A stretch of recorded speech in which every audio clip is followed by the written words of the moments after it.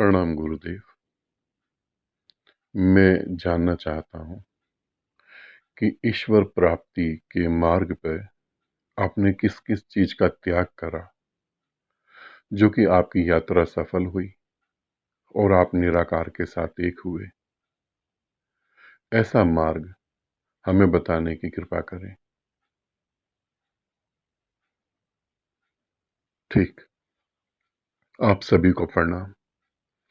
प्रश्न पूछने वाले साधक को भी प्रणाम। मैं अपनी यात्रा के बारे में बताऊं, तो पहले मेरे बारे में समझ लें कि मैंने किस-किस चीज़ का त्याग करा। मैं त्यागी नहीं हूँ, इस सत्य को समझ लें।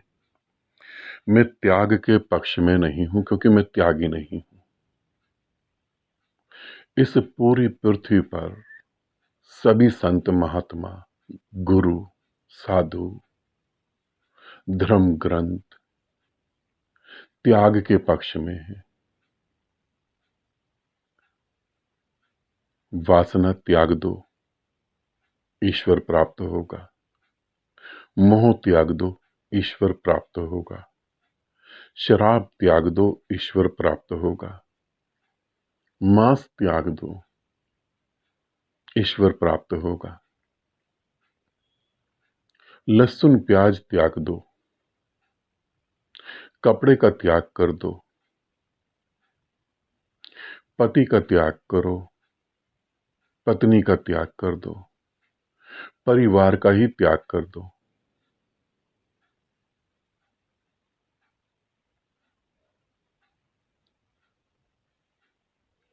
त्याग कर दो। सभी धर्मगुरु और सभी संत महात्मा तुम्हें त्याग सिखा रहे हैं। जो त्यागी हैं उनके लिए वो काम कर रहे हैं। बहुत अच्छी बात है, होना भी चाहिए। यदि कोई मांग है तो उस मांग को पूरा होना चाहिए। तुम्हारे सभी गुरु महात्मा ये कर रहे हैं। मगर मगर कुछ भोगी भी तो हैं। उन भोगियों को भी तो मार्ग पता होना चाहिए। उन बेचारे भोगियों का क्या होगा? पूरी पृथ्वी त्याग में लगी हुई है और कुछ बेचारे भोगी हैं। वो क्या करेंगे? वो कहां जाएंगे? मैं इसीलिए भोग के पक्ष में हूं। मैंने अपनी यात्रा में कुछ भी नहीं त्यागा, भोगा और दिल खोल के भोगा। प्रेम करा, अनंत प्रेम करा और प्रेम की गहराइयों में पाया कि वही परम शून्य है। जो परम शून्य मेरे हृदय में है, वही परम आनंद जो मेरे भीतर है। भीतर और बाहर एक ही दिखाई दिया। वासना में भी वही दिखाई दिया। वासना में भी वही निराकार, क्रोध में भी वही निराकार, नशे में भी वही निराकार, मांस खाने में भी वही निराकार। मुझे कहीं कुछ ऐसा दिखा नहीं कि जो निराकार के अलावा हो नहीं। मतलब कि निराकार सभी में है, त्याग में भी निराकार। तो फिर मैं एक ही पहलू को क्यों पकड़ूं कि मैं त्याग दूं? मैं क्यों त्याग दूं? मैंने भोगा और भोग की गहराइयों में उतर के देखा तो पाया उसमें भी तो मैं ही विराजमान हूं। काम वासना में भी तो मैं ही विराजमान हूं। उस काम वासना से जब मेरे घर में बच्चे का जन्म हुआ तो उस बच्चे के आंसुओं में, उस बच्चे की मुस्कुराहट में, उस बच्चे के शब्दों में मैं ही तो विराजमान हूं। मैं स्वयं को ही तो भोग रहा हूं और यदि त्याग करूंगा तो स्वयं का ही तो करूंगा। फिर त्याग क्यों करूं मैं? फिर त्यागियों के लिए भी तो कोई होना चाहिए ना। तो पूरा संसार है, पूरे धर्म ग्रंथ हैं, पूरे संत महात्मा हैं, सब त्यागियों के लिए हैं। अब निराकार को ऐसा लगा कि भोगियों के लिए भी कोई हो, तो उसने भेज दिया, मैं भोगियों के लिए हूं। जिसे भोग अच्छा लगता है वो मेरे पास आएगा, जिसे त्याग अच्छा लगता है वो त्यागियों के पास जाएगा। क्योंकि पूरी दुनिया में त्याग कर कर करके दुनिया हम कहां पर ले आए आज। आज कहां पर हम ले आए। आज दुनिया में हर देश एक दूसरे देश से डरा हुआ है, पता है। हर आदमी एक दूसरे से डरा हुआ है। क्या हुआ त्याग का। आज हमारी एजुकेशन पे, हमारे स्वास्थ्य पे इतना पैसा नहीं खर्च होता, हर कंट्री के बता रहा हूं, जितना हर कंट्री अपने हथियारों पे पैसा खर्च करती है। त्याग दो। नहीं, मैं त्याग के पक्ष में नहीं हूं, मैं भोग के पक्ष में हूं। पूर्णता भोग के, और ऐसा भोग जो उस परम आनंद में ले जाए। मैं भोग की नदी में बह रहा हूं, ऐसी नदी जो आनंद के सागर में जाती है। दूसरा प्रश्न, गुरुदेव आप कैसे समाज की कल्पना करते हैं। समाज?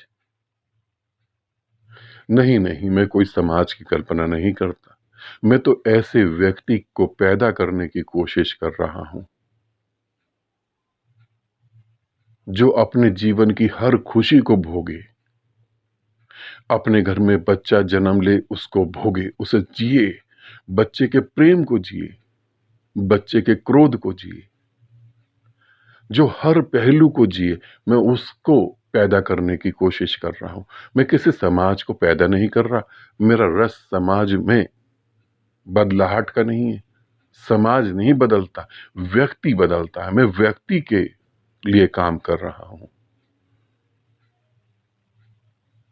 और मैं ये कोशिश कर रहा हूं कैसे तुम मेरी बात समझ पाओ, और कैसे तुम चीजों को भोगो और तुम्हें वहां निराकार दिखाई दे। मैं उसके पक्ष में हूं। मैं ऐसे मनुष्य के पक्ष में हूं जो भोगे और भोगते भोगते उस परम शून्य में पहुंच जाए। भोग से अनुभव आता है, अनुभव से परम शून्य आता है। और तुम्हारा प्रश्न, यदि तुम साधक हो तो तुम्हारा प्रश्न बिल्कुल ही गलत है। साधक सिर्फ अपने बारे में पूछता है। और यदि तुम साधक नहीं हो तो तुम मेरी बात नहीं समझ पाओगे। समाज कभी नहीं बदलता, व्यक्ति बदलता है। व्यक्ति बदलता है, उससे दूसरा व्यक्ति बदलता है, और फिर पूरी पृथ्वी बदल जाती है। तो मैं ऐसे मनुष्य की जीने की कोशिश कर रहा हूं, ऐसे मनुष्य को पैदा करने की कोशिश कर रहा हूं जो ना नहीं कहे, जो हां कहे। ना कहना तो बहुत आसान है, किसी भी चीज को तुम ना कह दो। हां में हिम्मत है, हां में ताकत है। तीसरा प्रश्न, क्या गुरुदेव आप इस पृथ्वी पर फिर दोबारा जन्म लेंगे। मैं इस पृथ्वी पर फिर दोबारा जन्म लूंगा। थोड़ा शांत होकर आंखों को साफ करके देखो। मैं ही तो जन्म ले रहा हूं, और जन्म ले कौन रहा है। पेड़ पौधों में, नए नए फूलों में मैं ही तो पैदा हो रहा हूं। जानवरों में मैं ही तो पैदा हो रहा हूं। मनुष्य में मैं ही तो पैदा हो रहा हूं। कौन पैदा हो रहा है। पूरे ब्रह्मांड में मैं ही तो हूं। मैं ही तो पैदा हो रहा हूं। मैं ही मर रहा हूं, मैं ही पैदा हो रहा हूं। तो दोबारा जन्म लोगे तो बात बड़ी अजीब सी है। मैं ही हूं। तुम्हारे भीतर भी तो मैं ही पैदा हुआ हूं, और ऐसे ही चलता रहेगा। आप दोबारा जन्म लेंगे? निश्चित, बिल्कुल लूंगा। ले ही रहा हूं, बिल्कुल लूंगा। अब ये अंतिम प्रश्न, हम गुरुदेव ईश्वर को कैसे पा सकते हैं। ये थोड़ा अजीब है। हम ईश्वर को कैसे पा सकते हैं। पाने का मतलब है कि कोई चीज तुमसे दूर है, उसको तुम्हें पाना है। उसके लिए तुम्हें भागना है, दौड़ना है। तुमसे कुछ दूर है, ऐसा नहीं। तुम ही तो ईश्वर हो। तुम ही तो वो निराकार हो। तुम ही तो वो नारायण हो। तुम ही तो वो परम शांति हो। पाना थोड़ी ना है, जो तुम हो उसे जानना है। मैं कैसे जान सकूं कि मैं परमात्मा हूं? ऐसा पूछो।